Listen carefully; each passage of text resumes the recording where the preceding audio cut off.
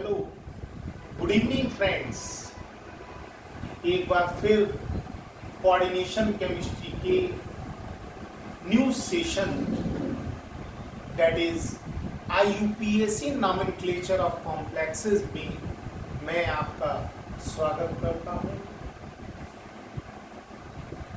पिछले टर्म पर हम लोगों ने डिस्कस किया था what are the various technical terms used in coordination chemistry. उसमें मैंने आपको ligands, central metal ion, oxidation state of metal, coordination sphere etcetera उसके बारे में आइडिया दिया था।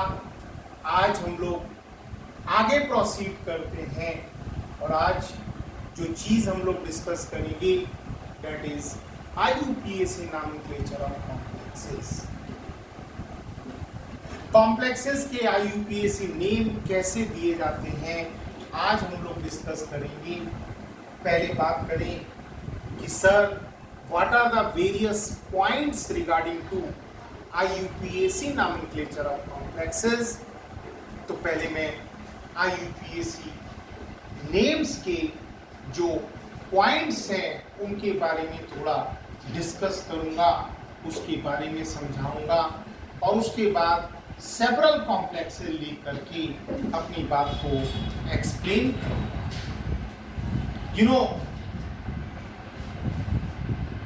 कैसे कॉम्प्लेक्सेस का IUPAC नेम दिया जाता है, उसमें जो टेक्निकल टर्म्स है उसमें पहला पॉइंट क्या है, give the names of simple cation first and simple anion in last. जैसा कि आप जानते हैं एज अ कन्वेंशन केमिस्ट्री में जब किसी कंपाउंड का नेम लिखा जाता है तो पहले हम केटायन लिखते हैं और बाद में एनायन। जैसे सिंपलेस्ट NaCl है, NaCl का नेम कैसे लिखेंगे, Na सोडियम Cl क्लोराइड। तो वैसे ही कॉम्प्लेक्स के IUPAC नेम में सबसे पहले केटायन का नेम दिया जाता है और उसके बाद में एनायन का नेम दिया जाता है।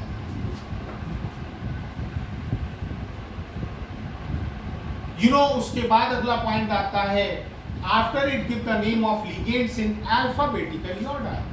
यानी कि पहले पॉइंट में सिंपल केटायन, लास्ट में सिंपल एनायन का नेम लिखा, उसके बाद लिगेंड्स का नेम लिखते हैं और लिगेंड्स का नेम अल्फाबेटिकली ऑर्डर में लिखते हैं। जैसे अगर किसी कॉम्प्लेक्स में फ्लोराइडो, क्लोराइडो, ब्रोमाइडो तीनों तरह के लिगेंड हैं तो अल्फाबेट में कौन पहले आएगा, ब्रोमाइडो, फिर कौन आएगा, क्लोराइडो, फिर कौन आएगा, फ्लोराइडो। तो जब लिगेंड्स का नेम लिखा जाता है तो अल्फाबेटिकली ऑर्डर में लिखा जाता है, इस चीज को ध्यान रखिएगा।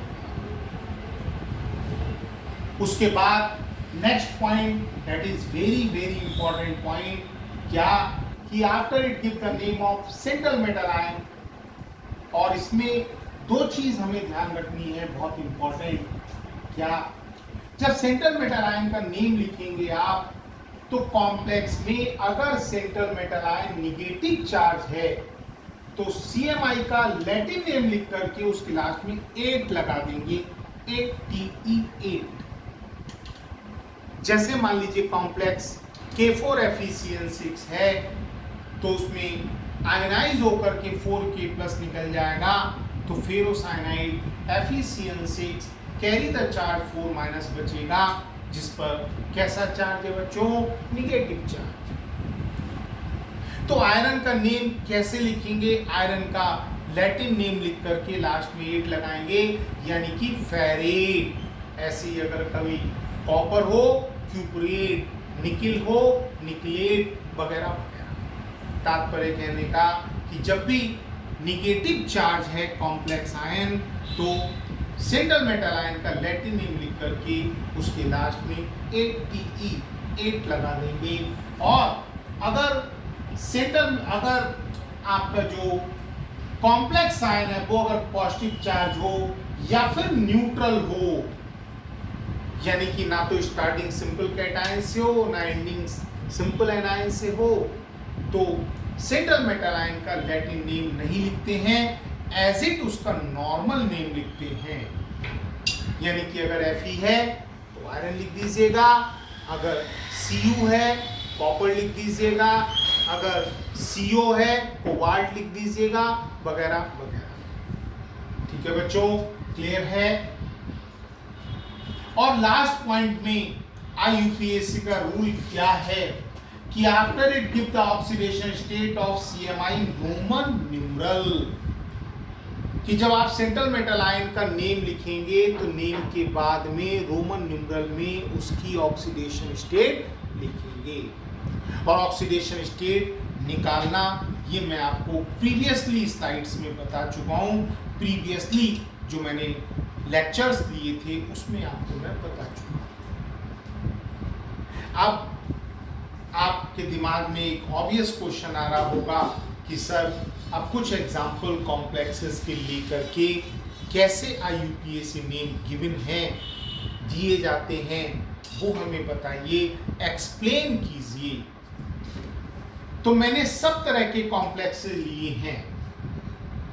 वेरी स्टार्टिंग में मैंने बताया था कि 3 तरह के कॉम्प्लेक्सेस कौन कौन से, स्टार्टिंग सिंपल कैटायन से हो या एंडिंग सिंपल एनायन से हो या पूरा का पूरा कॉम्प्लेक्स न्यूट्रल हो, तो इनके IUPAC नेम बताऊंगा मैं। सेकेंड कैटेगरी में मैंने बताया ब्रिजिंग कॉम्प्लेक्सेस। ब्रिजिंग कॉम्प्लेक्सेस क्या हैं, कैसे इनके IUPAC नेम दिए जाते हैं, ये मैं बताऊंगा। और लास्ट में एक कैटेगरी और आती है, वो कैटेगरी क्या है कि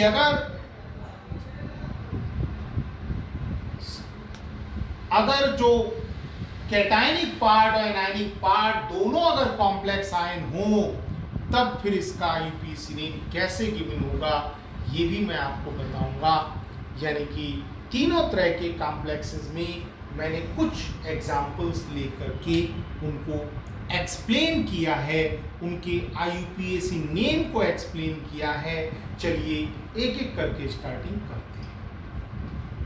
पहला कॉम्प्लेक्स मेरा फेवरेट कॉम्प्लेक्स, जैसा कि मैं बता चुका हूं, K4FeCN6। तुम्हारा IUPAC का पहला पॉइंट क्या था, give the name of simple cation first. तो यहां पर सिंपल कैटायन कौन है, K, पोटेशियम। तो पहले आप लिखिए पोटेशियम। अच्छा एक चीज और मैं बता दूं कि कॉम्प्लेक्स का जब IUPAC नेम लिखते हैं ये 1 वर्ड नेम है, without any gap. Please note that, 1 word में आप उसका IUPAC नेम देंगे। तो पहले मैंने क्या लिखा, पोटेशियम। सेकंड पॉइंट आपने क्या बताया था कि लीगेंड का नेम लिखना है अल्फाबेटिकली ऑर्डर में। लीगेंड कौन है यहाँ पर, CN, यानी कि सियानो या साइनाइडो। और कितने हैं, 6, तो हेक्सा सियानो। और Fe का क्या नेम लिखोगे बच्चों, फेरेट। और लास्ट में इसकी ऑक्सीडेशन स्टेट बताइएगा। ऑक्सीडेशन स्टेट कैसे निकालेंगे, पोटेशियम पर +1 चार्ज होता है, 4 पोटेशियम है, 4 × +1, आयरन को X मान लो, प्लस 6 × Cn पर -1 होता है, 6 × -1 = 0। सॉल्व कीजिएगा तो X की वैल्यू क्या आएगी, +2 आएगी। यानी इस कॉम्प्लेक्स में आयरन का ऑक्सीडेशन स्टेट कितना है बच्चों, +2 है। तो in nutshell we can say what is the IUPAC name of this complex, potassium hexacyanoferrate 2। अब सेकेंड एग्जाम्पल की बात करते हैं, CuNH3 का होल 4 SO4। तो स्टार्टिंग में सिंपल कैटायन तो है नहीं, तो नाम खत्म। एंडिंग में कौन है, सल्फेट यानी सिंपल एनायन, तो इसका नेम लास्ट में लिखेंगे। यानी कि अगली बार जो नेमिंग की स्टार्टिंग होगी वो कहां से होगी, जो लीगेंड्स हैं, लीगेंड कौन है, एमाइन, कितने हैं, 4। तो क्या नाम बनेगा इसका, टेट्रा एमाइन, कॉपर 2 और सल्फेट। यहां पर कॉपर 2 मैंने क्यों लिखा, मैंने बताया था ऊपर अभी आपको कि अगर कॉम्प्लेक्स आयन अगर पॉजिटिव चार्ज हो या न्यूट्रल हो तो उसका सेंट्रल मेटल आयन का नॉर्मल नेम लिखते हैं। तो नॉर्मल नेम क्या है? कॉपर। ऑक्सीडेशन स्टेट +2 है, तो tetraammine copper 2 sulphate, this is the IUPAC name of this complex. Third example लेते हैं बच्चों, AgNH3 का होल ट्वाइस Cl। इसमें भी लास्ट में एंडिंग कॉम्प्लेक्स की सिंपल एनायन से है, तो इसका नाम क्या होगा?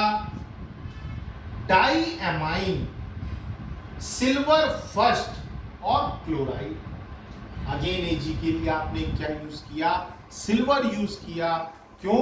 क्योंकि कॉम्प्लेक्स आयन कैसा है? पॉजिटिव चार्ज है। तो डाईएमाइन सिल्वर फर्स्ट और लास्ट में क्या लिखा आपने? क्लोराइड। एग्जाम्पल फोर्थ की बात करते हैं कि ना तो कॉम्प्लेक्स के स्टार्टिंग में सिंपल कैटायन है और ना ही एंडिंग में सिंपल एनायन है, तो आप इसका नेम कैसे देंगे? मैंने एक एग्जाम्पल लिया इसमें NiCO का होल 4, इसका नेम क्या होगा? Tetra carbonyl nickel 0। ये भी मैंने कहा था कि अगर स्टार्टिंग में सिंपल कैटायन या एंडिंग में सिंपल एनायन ना हो तो फिर कॉम्प्लेक्स में सेंट्रल मेटल आयन का नॉर्मल नेम लिखेंगे। नॉर्मल नेम यहाँ पर कौन है? निकेल। तो क्या नेम हो गया? Tetra carbonyl nickel 0। ये चार एग्जाम्पल जो सिंपल कॉम्प्लेक्सेस के हैं वो मैंने आपको बताए। अब अगली कैटेगरी पर मैं आता हूं, दैट इज ब्रिजिंग कॉम्प्लेक्सेस। तो पहले बात करें कि सर ये ब्रिजिंग कॉम्प्लेक्सेस क्या हैं, कैसे हम आइडेंटिफाई करेंगे और फिर बताएंगे कैसे इनका यूपीएसी नेम किया जाता है। मैं आपसे अगर पूछता हूं कि बच्चों बताओ ब्रिज का क्या रोल होता है? ब्रिज दो प्लेसेस को कनेक्ट करने का काम करता है। तो ब्रिजिंग कॉम्प्लेक्सेस कौन से होते हैं? जिनमें दो सेंट्रल मेटल आयन होंगे। पहली बात, ये जितने कॉम्प्लेक्सेस मैंने अभी ऊपर बताए इनमें एक सेंट्रल मेटल आयन था, और ब्रिजिंग कॉम्प्लेक्सेस में कितने होंगे? 2।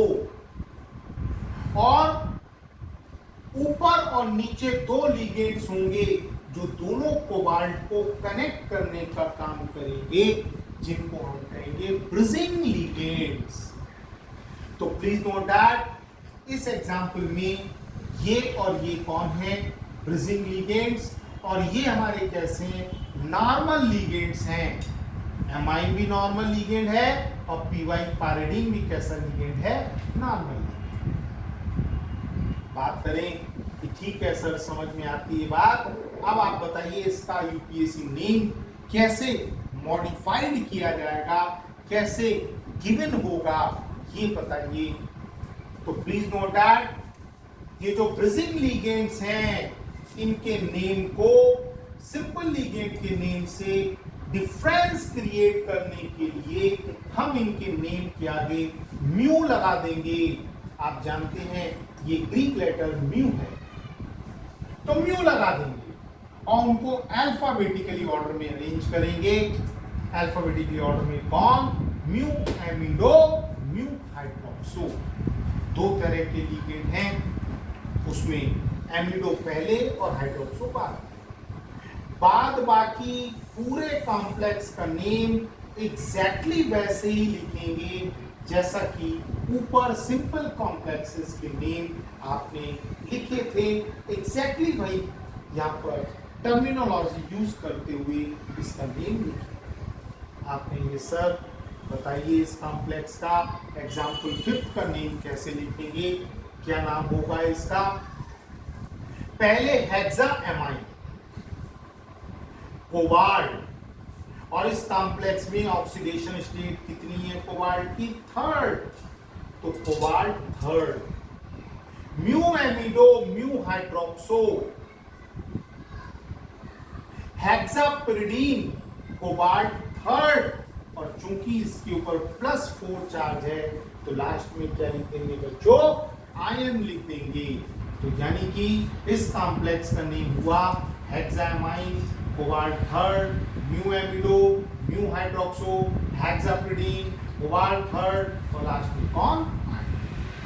तो जितने भी ब्रिजिंग कॉम्प्लेक्सेस हैं उसमें केवल मॉडिफिकेशन क्या होना है कि जो ब्रिजिंग लिगेंड्स हैं उनके नेम के आगे म्यू लगा देते हैं और उनको अल्फाबेटिकली ऑर्डर में अरेंज कर देते हैं। चलिए लास्ट कैटेगरी पर आते हैं। एक कैटेगरी और है कॉम्प्लेक्सेस की जिसमें कैटायनिक और एनायनिक दोनों पार्ट कैसे होने हैं, कॉम्प्लेक्स आयन होने हैं।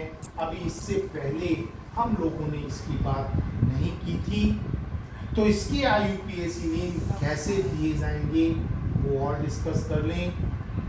तो कैटायन में जो सेंट्रल मेटल आयन है उसका जो नेम लिखा जाएगा नॉर्मल, और जो एनायन है उसके नेम के आगे क्या लगा दोगे? 8 लगा दोगे, 8 कैसे? प्लेटिनम के जो कॉम्प्लेक्सेस हैं वो जनरली इस कैटेगरी को बिलोंग करते हैं। अब बात करते हैं कि सर ये जो एग्जाम्पल है इसका नेम बताइए, कैसे लिखा आपने? तो इसको तो कैटायन, क्योंकि मैंने बताया जब केमिस्ट्री में किसी कंपाउंड का फॉर्मूला लिखते हैं पहले कैटायन और बाद में कौन? एनायन। इसके ऊपर 2+ चार्ज होगा, इसके ऊपर 2- चार्ज होगा, क्योंकि कोऑर्डिनेशन नंबर 4 में प्लेटिनम का ऑक्सीडेशन स्टेट कितना होता है? +2। और अगर कोऑर्डिनेशन नंबर 6 है तो ऑक्सीडेशन स्टेट कितना होता है? +4 होता है। तो इसका नेम पहले लिखें, क्या लिखेंगे? टेट्राएमाइन प्लैटिनम 2, कैटायन का नाम हो गया।